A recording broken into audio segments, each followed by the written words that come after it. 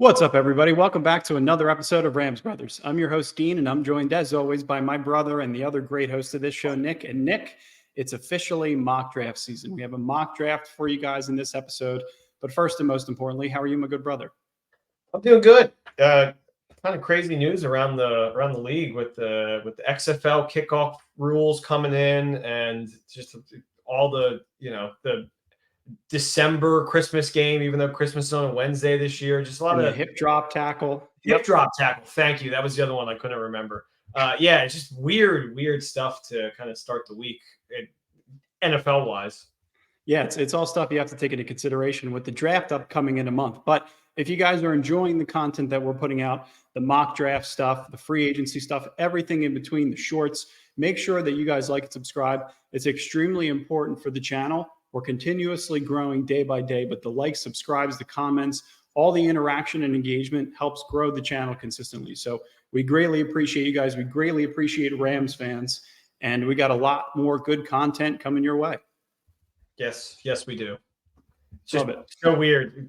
Cordell Patterson gets picked up by the Steelers today, and you feel like it's a direct response to the new kickoff rules. And it's just funny to me that teams like Sean McVay and Les Snead are going to be watching XFL snaps of last year to figure out, who in the draft could potentially help get them to a kickoff return touchdown this year. Yeah, it's insane. It's a whole new ballgame, and it's all stuff that the league's going to reevaluate at this point next year just to see how everything netted out. But like in the 6th and 7th rounds, if you could find a specialist that could return kicks in that specific format, or even an undrafted guy, Nick, that's in the XFL that could come in and do that kind of thing, the Rams will be looking at it. I imagine the tape will be viewed extensively. So here's what we're looking at for the draft. Main priorities. Just as we're setting the table for this draft, for this mock draft specifically, it's a stick and pick. So there's no trades. We just wanted to focus on top main priorities when it comes to edge, interior defensive tackle, linebacker. Also wanted to look at wide receiver, offensive tackle, and kicker as main priorities. And then as secondary needs, you can look at defensive back, running back, tight end, maybe even backup quarterback, but not necessarily a need with Stetson Bennett potentially coming back onto the roster this year and with the signing of Jimmy Garoppolo in the second spot. So here's what the Rams' draft picks look like right now. So first round pick, they got 19 overall. In the second, they got 52. In the third round, they got 83. And also they have 98. And then I think that one actually changed to 99 over the past couple of days. So, and then round 5, no 4th round picks. Round 5 is pick 153. They also have pick 154 in round 5. And then round 6, they have 4 picks. So pick 195, pick 209, pick 213, and pick 217. And then that final pick, 254 in round 7. So 11 total picks. And just as we're kind of like looking at this stuff, as the Texas conversation continues with Byron Murphy II and the Aaron Donald replacement, I just wanted to flash this on your screen because there is a Texas connection with Les Snead. We already heard about the Xavier Worthy conversations and how Xavier Worthy was the fastest player Les Snead has ever scouted. Well, right now he's scouting Byron Murphy II with the assistance of his son, Tate Haver, who is the long snapper for the Texas Longhorns right now. So maybe a future long snapper for the Rams, maybe taking Alex Ward's spot as long snapper one day. But there's some inside information that led to the very first overall pick being Byron Murphy. The pick is in. Byron Murphy, interior defensive tackle for Texas. This is part of the plan to replace Aaron Donald. Like, he has the versatility as a nose tackle and as a 3-tech, similar to Kobe Turner, and I think those two would complement each other. Snead just made comments about Kobe Turner and having to replace the Aaron Donald vacancy and how he played a little bit of 3-tech and nose tackle. Having to do both of those jobs is next to impossible. He needs some help. Byron Murphy is the closest comparison in this draft to an Aaron Donald type player. He's not Aaron Donald by any means, but his frame is compact. He creates that insane leverage that Aaron Donald can create at 6'1". I think Aaron Donald was 6 foot. He has that elite combination of size and strength. And as an interior defense tackle, he has tons and tons of pass rush moves. I think what's really interesting about him is within the connection, like, yeah, we really like the fact that he could play next to Kobe Turner, but like when Aaron Donald retired, he was the one that was posting on Instagram. He was the only one that I saw that said, "I'm next," with the goat emojis. Like, this is an interior defense tackle that absolutely means business and wants to come into the league and wreak havoc. So that would be the first overall pick that we would select, Byron Murphy II out of Texas. A lot of what McVay and Snead and what I'm hearing, like, is that they knew Donald was going to retire at the end of last season after the Detroit game. They knew it was coming inevitably, and then they got official confirmation then. So I imagine from the get-go, everything that they have been doing with like draft prep has been, how are we going to fill that hole?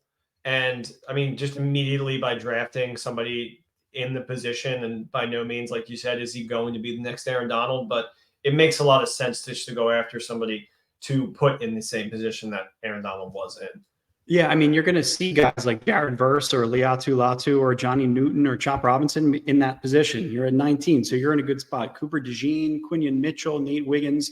You might even see like an Amarius Mims or a Talise Fuaga in that kind of spot. So you're going to have a lot of options, which could lead to them potentially trading back. But for the sake of this, I just wanted to stick and pick the best player that I liked for the Rams' situation in 2024.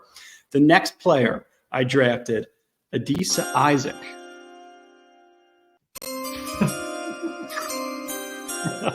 This is just like fantasy football draft where nobody has the music exactly right, so it just goes on a loop. That one was not perfectly timed. I'm not going to do that for everyone. But Adisa Isaac is the player that I feel like is getting overshadowed by Chop Robinson. Yeah, Chop Robinson was 14 pounds when he was born, and he's quite possibly the most explosive edge rusher in the draft. But this is a former team captain who plays with more recognition and more awareness pre and post snap than most of his counterparts. I love that from an edge rusher. I love the college production, the length, the motor, that all suggests that he should eventually be a starter in a 3-4 pass rushing outside linebacker situation. He has the versatility, the explosiveness is there, but he's more known for the quickness and the hand striking and the nonstop motor than he is for all of the explosiveness. And, you know, I like all of the tools. I like the active hands and feet. The production I mentioned was all there. He's a little bit light in the legs, but you're drafting a prospect. You're not drafting a finished product. And I think it's a great player that you could play opposite of Byron Young, potentially in rotation with Michael Hoyt. So that's my second round pick, is Adisa Isaac, edge out of Penn State. Thoughts? Yeah, I mean, you know, he wasn't 14 pounds at birth like Chop, but you know, everything that we've talked about with the edge, but potentially bringing in Hassan Reddick and that whole, you know, egg nutshell or whatever you want to call it about, you know, bringing somebody in proven.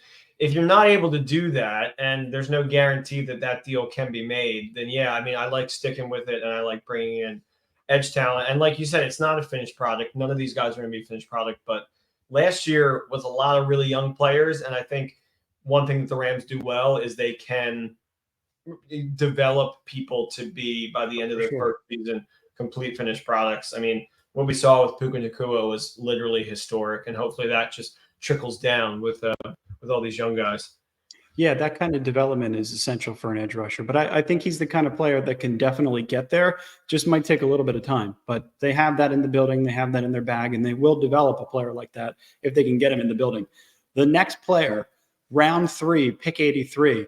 You know, this one was a really, really tough selection, because you're thinking if the Rams go defense with their first 2 picks, isn't McVay going to be clamoring at the bit to take an offensive player? Like, he's going to be bugging Les Snead. Hey, well, look at this guy. Look at this receiver. Look at this running back. We could go this way. Like, you could go nuts and go Braden Fisk from Florida State if he's still hanging around. And you could have a front that consists of Byron Murphy II, Kobe Turner, and Braden Fisk. That would be nasty. I really like Junior Colson. He's a linebacker from Michigan. You could pair him next to Ernest Jones, and he could be a signal caller if Ernest Jones gets banged up. Same with Cedric Gray out of UNC, another player that I really like. But I took an offensive tackle that fell to me in Kieran Omega-DJ from Yale, and we love the Harvard background. He could be an eventual replacement for Rob Havenstein or Alaric Jackson. And it's the size that was really intriguing. I initially wanted to get somebody that could be a hybrid blend of an interior exterior player, somebody that could play inside and outside. But this is just a strict offensive tackle that could be groomed into a starter one day, 6'5", 223 or 323. He's one of the bigger, stronger offensive linemen in the entire draft. And he has the background from Yale. He could be a bookend offensive tackle one day, has the smarts. He's the kind of player that I would want in the building, and I feel like fits the Rams' mold and could eventually take over for, I think Rob Havenstein is going to be on his 10th year this year. Crazy. He's the last St. Louis Ram, if I'm not mistaken. Yep. Unfortunately, it's him. But you also don't know what's going to happen with Alaric Jackson in following years. And this guy has the size, the strength, the intangibles to be able to come in and protect the blind side of Matthew Stafford. So I mean, it's a third-round pick, but, you figure you have to go offense at some point early on. Best case scenario, really, if they go interior D, edge, offensive tackle, you're really saying we do not these first couple rounds. We are doing our best to see what we lost and putting people in positions to succeed in those exact roles where you get worried that with McVay and Snead, they love the weapons and they love the toys and they love to be able to have like these gadget players. So we'll get to that later, but still, it just feels like this is almost a fantasy, if you will, because this is what we, as the Rand brothers, would love to see, but I'm not sure it's what we'll get. Yeah, you're shoring up the trenches. And in additional mocks that we're going to do, I'm going to trade up for Rome Odunze. I'm probably going to trade back and take a player like Xavier Worthy. Like, I'm going to want those big-time flashy players. I 100% want that in the building, and I think that the Rams and Les Snead definitely have that on their radar. But I think for the sake of like this situation, what you need a couple of pillars to be able to fill the trenches and to be able to come back with that tough identity that you built on the offensive line already. You can come back with that on the opposite side on the defense just by addressing it with the first two picks.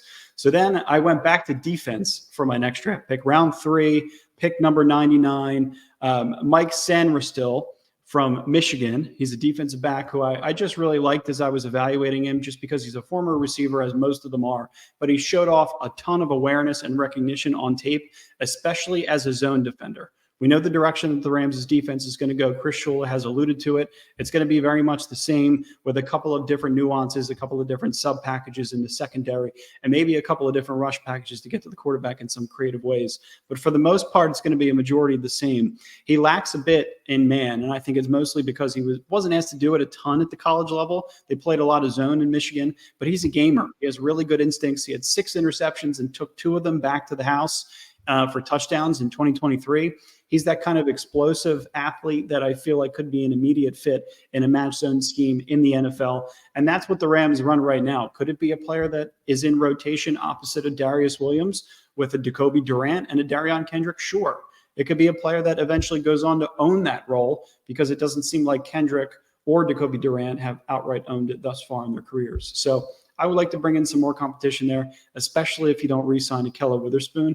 You need some more attention to the secondary, although they've already done a good job of bolstering it up with a player like Cam Curl and Darius Williams. But continue with the attention. Like, let's keep moving it in the right direction. Yeah, more on defense, I think, is the better, because I think with our current roster on offense, I feel like they figured it out last year in the back half, where like they can go out and they can put up 25 to 30 points in any given game. So, bolstering up the defense, I like taking somebody from Michigan. I just like dudes under Harbaugh, which is, not to mention the fact that they won it all last year. So feels like you're bringing in somebody with championship caliber, material, even though Stetson Bennett did that the year prior. I knew you were going to say that. You won't let yourself forget. Jim Harbaugh is a great coach. The Michigan has a great program, and this is a player that they've already met with.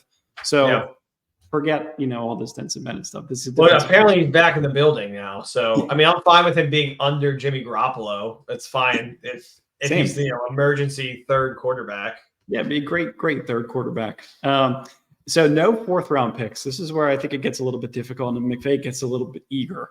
He's like, all right, we need a little more offense. We only took an offensive tackle so far. We've taken 4 defensive players. Can we go ahead and please draft some offense? So I took the player that I feel like Kyron Williams would be most compatible with as a dual-headed attack. This is a true thunder and lightning attack in Audric Estime, running back from Notre Dame. He's a big time players. I think he's 6'1", 221 pounds.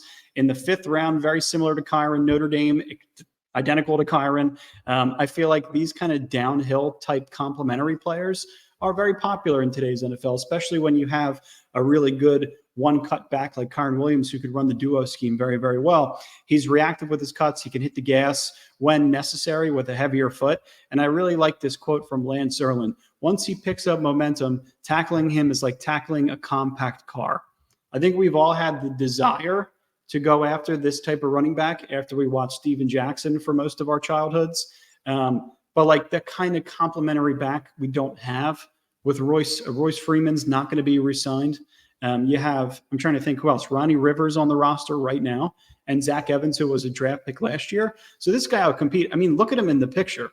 You could tell by his arms that he's big, strong, physical, and wants to move downhill. So I feel like this could be the best complementary piece for Kyren. You're not going to take any snaps away from him, but you're going to be able to keep him off the field, to keep him healthy, and be able to, some of those goal line situations, you don't have to wear him down. You can go back to Estime.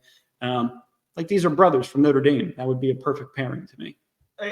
It also, like, a lot of what I saw last year when Kyren went down, it was like, okay, we don't have a bowling ball, CJ Anderson. And then they brought in Darrell Henderson, and I was like, why are we letting him walk? I feel like he kind of is the best complementary back to Kyren. And then, you know, if you're going to finally get a running back, I feel like this would be like a sneaky good time to pick one up.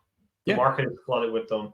And I like, that's some reasons why people don't like the Rams for fantasy purposes, is because if you get to the goal line position, then you don't need your star running back to get in there. As long as you have just like a guy that can just kind of power through. I think it's absolutely great to bring in somebody there. And Notre Dame, another great program. Yeah, I mean, you're kind of copying the same methodology that you brought over with Kyren, but it's a player that truly will be complementary in the backfield. Good in pass pro. Like, he'll wear down defenses so that Kyren Williams can continuously attack them in the 2nd and 3rd levels. And that's what I want. I mean, I want to see Kyren go on and lead the league in rushing next year. And I think with this improved offensive front with Jonah Jackson and Steve Avila in the middle, and Kevin Dotson being re-signed, like, Kyren Williams is definitely on track to have a great year. It's just a matter of keeping his health sustained. And I think they'll do a good job of doing that if they bring in a running back in the 5th round. I think to transition into our next pick, I believe unless you have Christian McCaffrey or Derrick Henry, you kind of need running back by committee. I just don't think it works anymore with just like one guy. So agreed. To bring in somebody else like young and running back, it's all about fresh legs. So I absolutely love picking up somebody in the 5th round for that. Or, if they absolutely fall in love with somebody that seems like they could be going the 4th round, maybe get rid of one of their 6th round picks, or like a couple of them, to go up and get somebody in the 4th. But I mean, that's just, that's all gravy. Well, I 100% agree with that. I think they have to move into the 4th round because you have so much capital in the 5th and 6th rounds. You got 6 picks total in rounds 5 and 6. So, like, figure out a way to move and figure out a way to make an adjustment. And I think that they will. So the next pick, I think, is going to be really interesting. We talked about this. Like, you could potentially trade up into the 4th round to find a wide receiver that you really like. You could potentially trade up in the 4th round to find a running back you really like. This was a receiver that just fell right into my lap. Luke McCaffrey, wide receiver out of Rice. Like, he couldn't look more like his dad, Ed, who was a great player for the Denver Broncos. I think won a couple of Super Bowls with them and maybe won another with the 49ers. I would just love to stick it to San Francisco and see him and Christian, brothers, just go at it 2 times every single year. And the reason why I really like him is because he's a big slot target who would be able to play the F and the Z pretty seamlessly in rotation with Cooper Kupp and Puka Nacua. And I think the Rams are going to need that, right? Because Cooper and Puka are both high volume target getters. And the kind of player that Luke McCaffrey is, he can come right off the bench. He could play either position. He can let, Puka and Kupp get their fresh legs. And as this player continuously, McCaffrey fine-tunes his route running, he's going to just get better. Like, he's a former quarterback, has that in common with Cooper Kupp, has an extremely high football IQ, as we know from Christian and his dad, Ed. And like, I think he would fit right into the Breakfast Club. And maybe it's not your true X receiver, right? It's not an Xavier Legette or an Xavier Worthy or the type of receiver who's going to go ahead and take the top off. But he's going to be the type of player who will be here, will be consistent, will be durable, and will be a high volume target getter at some point, and maybe take over the role for like an Austin Trammell, punt returner, kick returner type guy that can come in and rotate for Kupp when he needs to. So also, did I see this correctly? Van Jefferson went to the Steelers. You may have. He's not with the Falcons anymore. Yeah, I thought that was just kind of like out of nowhere. But still, anyway, regardless, they got rid of Allen Robinson, and I think they added Van Jefferson. So yeah, I know, just weird. It would be great to bring in a McCaffrey brother who has to who goes up against San Francisco twice a year. Yeah. And touchdown McCaffrey, but it's on our side. I was thinking, if Luke McCaffrey falls to that draft spot, because you have 154 and 155. So if McCaffrey falls there, or if a Brendan Rice falls there, you take Jerry Rice's son from USC. That would be another player that I would fall in love with in that spot. A lot of people are comparing him to Puka Nacua with some of his measurables and some of the things he did at the combine. Different players, completely different players. I think Brendan Rice is more of an X receiver, but you could definitely see them go in that kind of direction. So the next guy that I wanted to look at, and this is, this was kind of best player available, which was kind of the methodology throughout the whole draft, but Tommy Eichenberg, linebacker from Ohio State. It's a 6th-round pick, 196 overall, a really, really solid foundation in terms of college production at one of the best programs in the country. He can start as a special teams player. He could eventually rotate in with Christian Roseboom opposite of Ernest Jones. And when he fully understands the offense, he can serve as a backup signal caller to Ernest Jones if Ernest Jones is ever out of the lineup. And being that kind of extremely passionate player, one who cares, as Aaron Donald likes to say, plays with constant physicality at the point of attack, that's the kind of player that we want in the building. So that's kind of what I looked at from rounds 5 through 7 was, let's find extremely passionate players, former team captains, guys with great college production, and guys that are extremely physical and want to win. And that's Tommy Eichenberg from another good program at Ohio State. The next draft pick that I wanted to kind of focus on, and this one's a little bit of an anomaly because Tyler Higbee is going to start the year on the PUP list, and Hunter Long is going to be coming off of a significant injury. And this player also is kind of coming off of a couple of significant injuries in Eric All. So 6th round, 209, Eric All from tight end from Iowa fell right into my lap.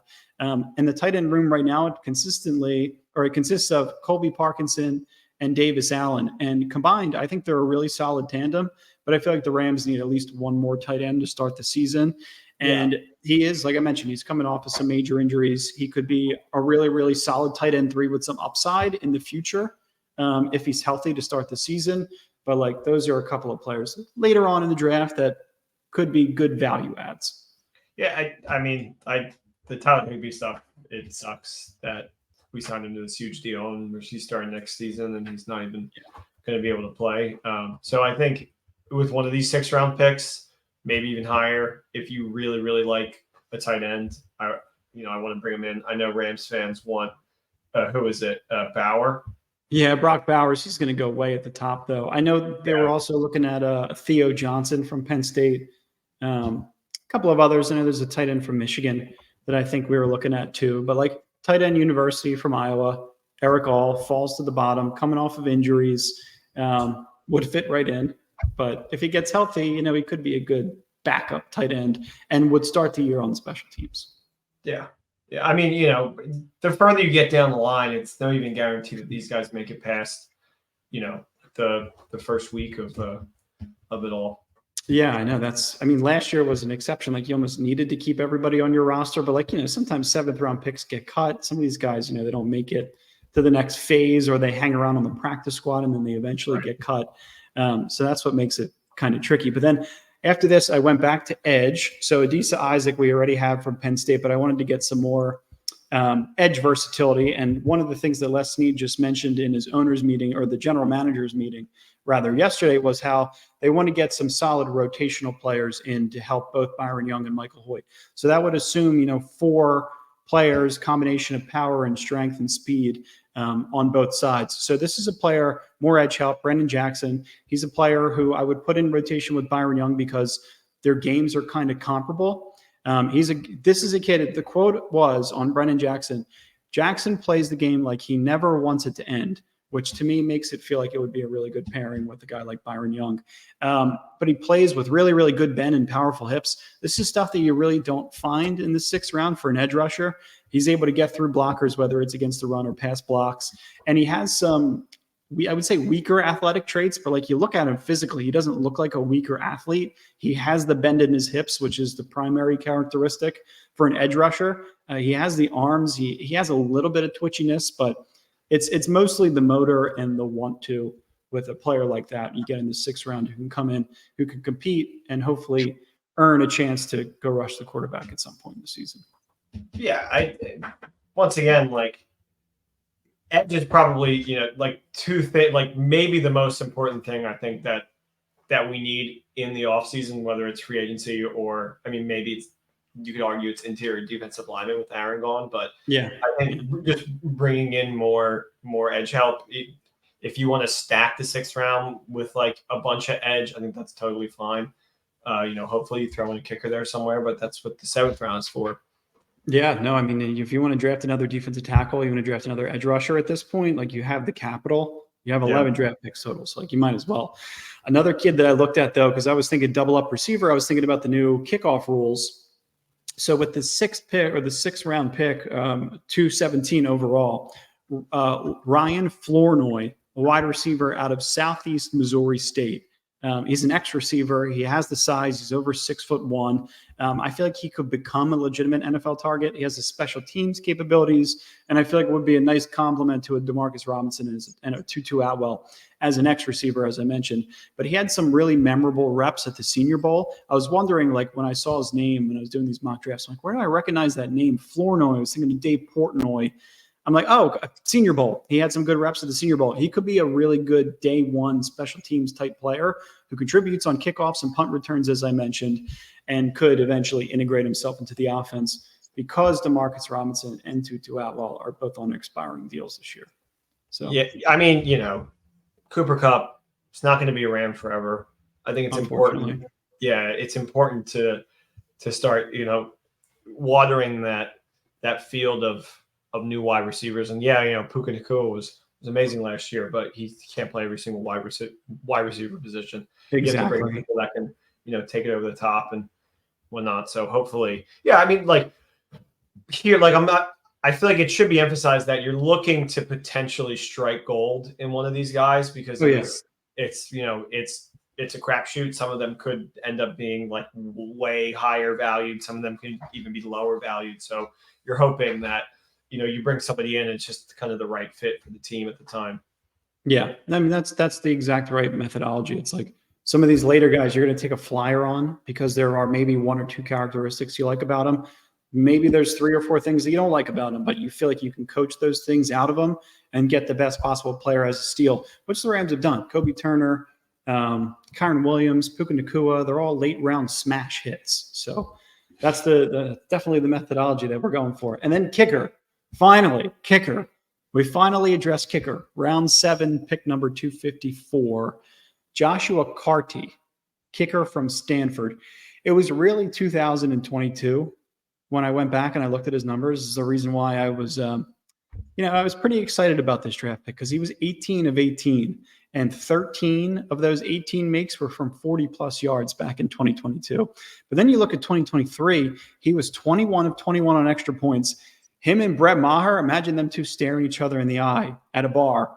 Brett Maher is nervous looking at this guy who made 21 of 21 extra points. He was 23 of 27 on all field goals this season, 5 of 5 inside 30 yards, 7 of 8 from 30 to 39 yards, 7 of 7 from 40 to 49 yards, and from 50-plus, he was 4 of 7, with his long being 56 yards. So as a little guy, a little Stanford guy, we got Yale, we got Stanford, we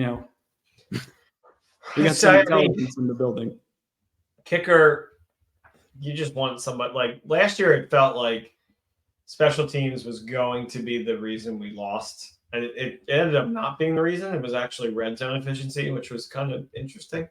But there were so many times that, I think Maher cost us, or whoever was our rotation of circus kickers.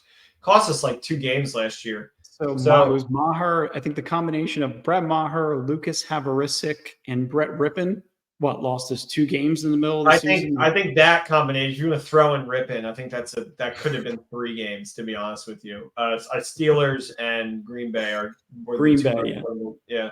And I feel like I'm missing one, but still, it's an important position. It's somebody that scores a crap ton. I'm not going to say the S word, crap ton of points.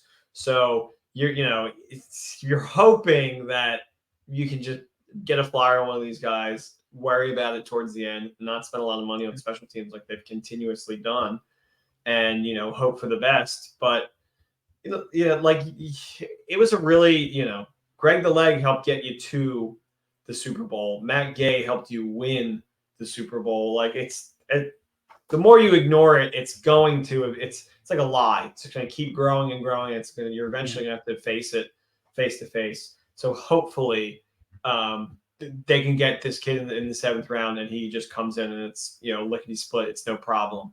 Yeah, but who knows? Who's to say? Maybe they just go out you just never know with kickers. Who knows? We might go draft a Sammy Sloman out of Ohio, Miami, from McVay's alma mater, who came in for a week and he couldn't kick at all. Like sometimes their scouting department with kickers is just bad. But I want to go through the players real quick that we drafted. So first round, 19th overall pick, Byron Murphy the second. Then we went Adisa Isaac in the 2nd round, pick number 52. Then we went Kieran Omega-DJ, 3rd round, pick number 83. Then we went Mike Sanderstil, round 3, pick 99. Audric Estime, round 5, pick 154. Luke McCaffrey, round 5, pick 155. Tommy Eichenberg, round 6, pick 196. Eric All, round 6, pick 209. Brennan Jackson, round 6, pick 213. Ryan Flournoy, round 6, pick 217. And then Joshua Carty, round 7, pick 254. So that's the full squad. We drafted all 11 picks. A lot of new stuff will be coming at you guys. We're going to do a couple of different hypotheticals, mock draft situations, trading up, trading back. A lot of different stuff in between. We got a month until the draft. But if you guys are enjoying the episodes, you guys are enjoying everything that we're putting out, make sure that you ram it. We love you guys. Greatly appreciate you. Comment what you think of the mock draft. Let us know your thoughts on who you're looking at over the next month. We love the interaction. We love you guys, and go Rams always. Go Rams. No guarantee that any of these players end up in horns. But that's not what matters. What matters is we're putting the time and the effort here, to really think about it and, put our best foot forward and bring you guys some fun content. So we really appreciate you coming in and listening and hanging out with us for over half an hour. Yeah. You guys are the best. Go Rams. Talk to you again soon. Peace.